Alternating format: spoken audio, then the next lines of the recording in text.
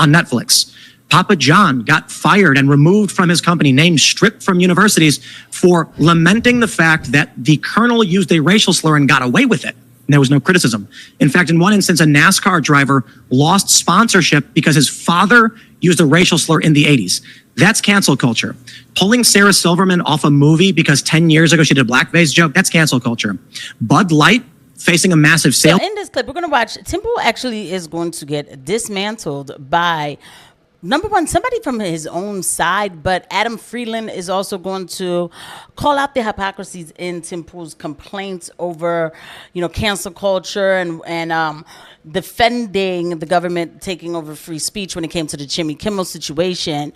Adam Freeland definitely does a good job of explaining Adam Freeland's self in what really happened and the realities of it. But believe it or not, somebody from what is supposed to be Temple's own side actually shuts him up on it too. So we're going to go ahead and check that out. It's pretty interesting. Let's go ahead and get into this clip.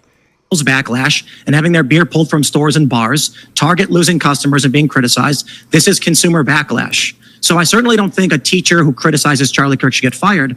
What I will add on top of this is the real reason stated by the reporting from various outlets, left and right, was that Jimmy Kimmel was going to continue that line the next day. And that caused concern they would lose more advertisers at a time when Jimmy Kimmel's ratings are down 43% and he's costing them millions of dollars.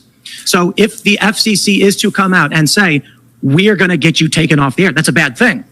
But I think it's important that we discuss the context around when a business has a right to say, you are threatening the existence of our company. Adam Freeland, I interviewed Jay Leno about a year and a half ago, and he was really interesting about... Wow. Yeah, it was actually great. I went to his car garage in LA. We had a great few hours. I loved it. But Cool. What I liked about what he said was, he believed in teasing and gently mocking all politicians from all sides. Correct. And he talked about the kind of real sort of golden period of Johnny Carson. Nobody knew Johnny Carson's politics at all. And yet, if you've watched late night comedy... What's up, guys? If you don't know, my name is Justin and I own this YouTube channel. I'm also a YouTube strategist and I own a lot of the channels in the political space. I've worked with a lot of the top channels in the political space. And so many people ask me, how do I grow these YouTube channels so quickly? How am I so good at getting results for my clients and for myself? I've actually worked with a lot of the top channels like Russell Brand, Benny Johnson, Lauren Chen, so many of the top YouTube channels in the political space. And I always get asked these questions. How can I also grow my political YouTube channel or just a YouTube channel in general? And I'm actually doing a free live class coming up on Tuesday, December 2nd, showing you exactly how to grow your YouTube channel and how to make enough money to leave your 9-to-5 job, because anybody can do it.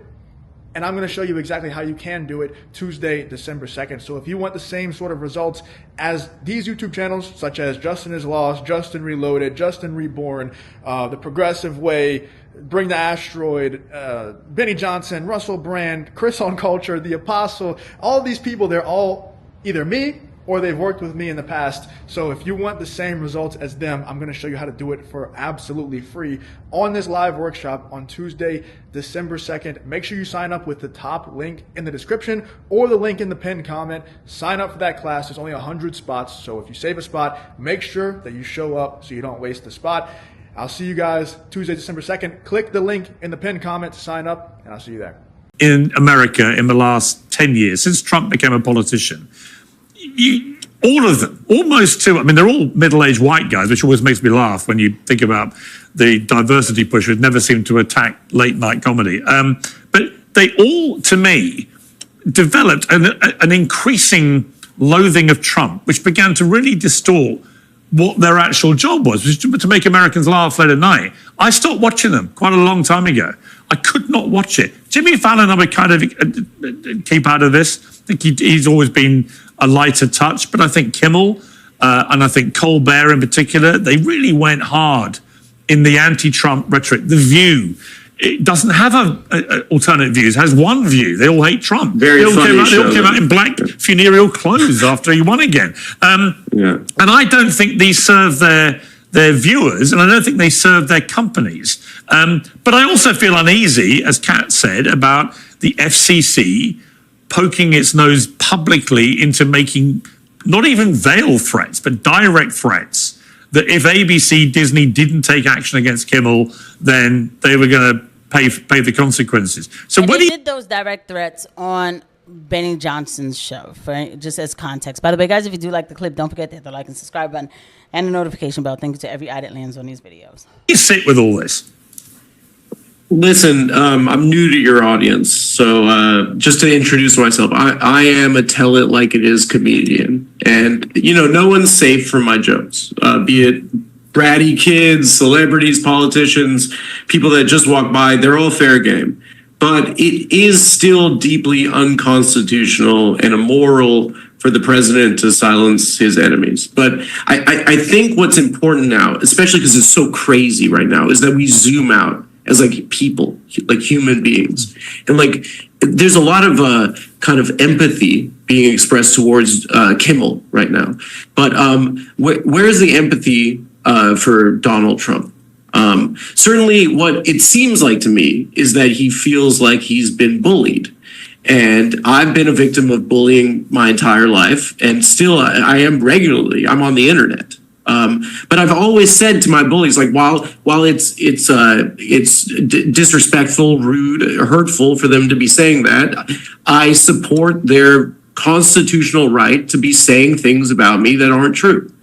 So, previous Democratic administrations have gotten the same treatment from conservative comics like Dennis Miller, Michael Richards, Kill Tony. I'm sure a lot of that caused Joe Biden a lot of pain, but never were their constitutional rights violated by the executive branch of the government. And I think that is what the clear difference is here. And I think for all of us as a culture, we have to ask ourselves, like, is the president suffering right now from being made fun of? And the truth is this, like 30% of Americans suffer from depression, and there's a stigma. And if that is indeed true, like he should feel equipped to get help. And it is Clearly, he's making a joke right now, which I think is kind of funny to make. But her face is really miserable here. But I wonder if it's lost on Tim Pool, the actual joke that Adam Freeland is making, because he's right.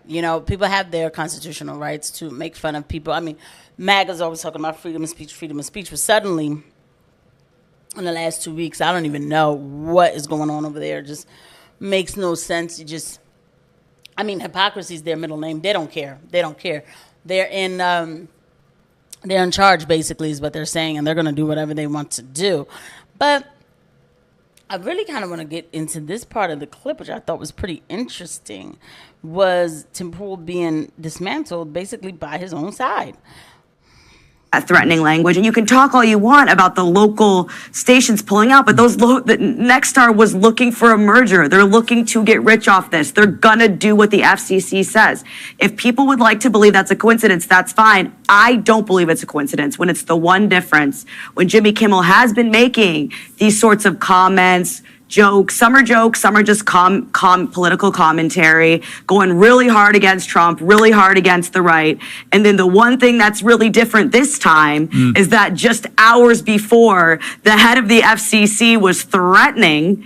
That to me, that's what makes this different. And I'm not a Democrat. I'm not on the left. I'm not on the right either. I'm just an independent, and I'm a free speech advocate. And as a free speech advocate, if I cannot imagine having any other take, but at the very least, being able to understand how someone could possibly think that maybe this had something to do with it.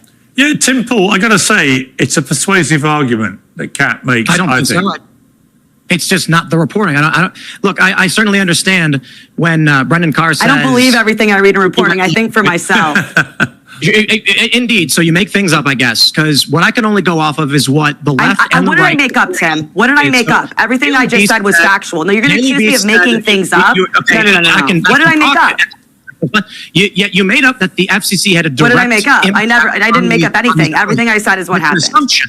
An assumption that I think is not unreasonable, but the official reporting from left-wing sources and right-wing sources, I mean the more mainstream ones, is that the executives were largely behind Jimmy Kimmel. Advertisers as well as affiliates, took issue with the comments he made, insinuating the assassin was somehow a Trump supporter, whether that was I'm sure unintentional they or did. otherwise. Jimmy Kimmel, as officially reported, did not want to Not what he apologize, said. didn't feel he needed to apologize, and wanted to further those comments criticizing MAGA for twisting his words. If we are going to make the assumption the principal reason his show was taken off the air was Donald Trump and the FCC, that would be us speculating, not going off the main reporting. And the only thing I've heard this whole time with even Ben Smith and everybody is the assumption that is true, despite the evidence suggesting it played a minimal role. So I think it's fine. So Tim just got caught on his own words, despite the evidence suggesting it plays a minimal role. First of all, she's saying that Kat is making up, which this girl is not a Democrat. She's not. You would never think of her to be a progressive, but. He's saying that Kat made up the fact that the representative from the FCC went on Benny Johnson's show and started making his threats.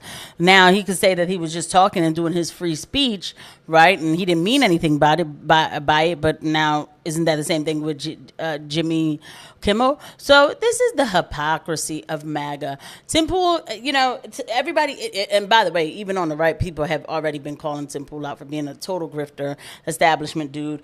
Always said he wouldn't go establishment. He is establishment now. It is what it is. Then he gets to go to the White House. I mean, this guy's going to the White House, right? So it's like he's not going to go against the Trump administration and say anything that is of any kind of substance. So, I mean, it is what it is, but you love to see it. And yeah, I'll see you guys at the next one. Bye.